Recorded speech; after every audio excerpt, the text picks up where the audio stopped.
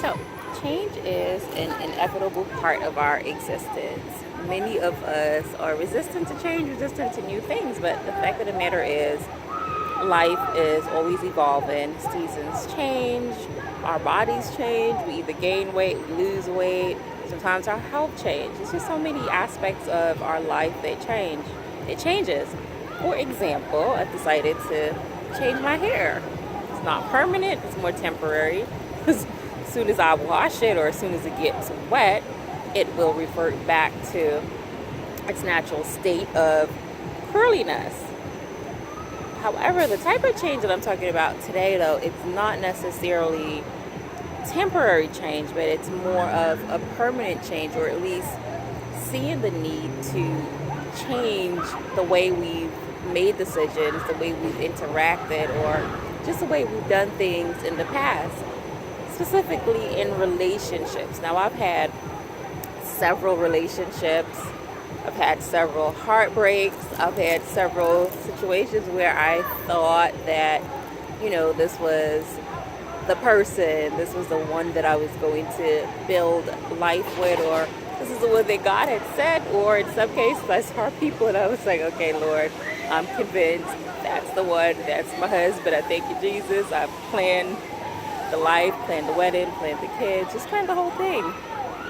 All excited, and then realizing that, okay, wait, that wasn't it. So as I am going through this process of loving myself, communicating with God, building a relationship, and just improving myself in all aspects of life, and really just being celibate and truly waiting and asking God, to lead, to direct, and just to help. I've realized that moving forward, though, there's always people, always individual or things that try to pull me back into the same behavior, the same way of doing things, and a particular way of doing things that did not give me the results that I thought, didn't push me into the loving union that I deserve, or the loving union that God has for me. At this point on the journey, being celibate is not an option. It's for me, it's a way of life. Yes, it is a choice that I've opted to choose to be on this path, but it's a way of life for me at this point, where I know at the end of it, I don't necessarily think it's going to be long term, because I do believe that God has a husband for me.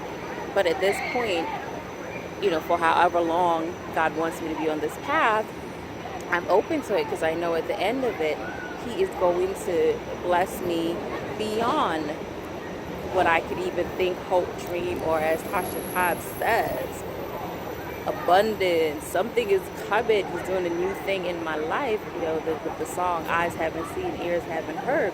So I know that I'm going to be in my overflow season, but I have to remain focused, remain strong, and remain celibate, remain in communication with God, knowing that at the end of this, He is going to connect me with divine blessing and with a partner who is truly deserving of the gifts and the talents that He's placed inside of me. So celibacy is a choice, but it's non-negotiable. It's not an option that I'm willing to negotiate with at this point.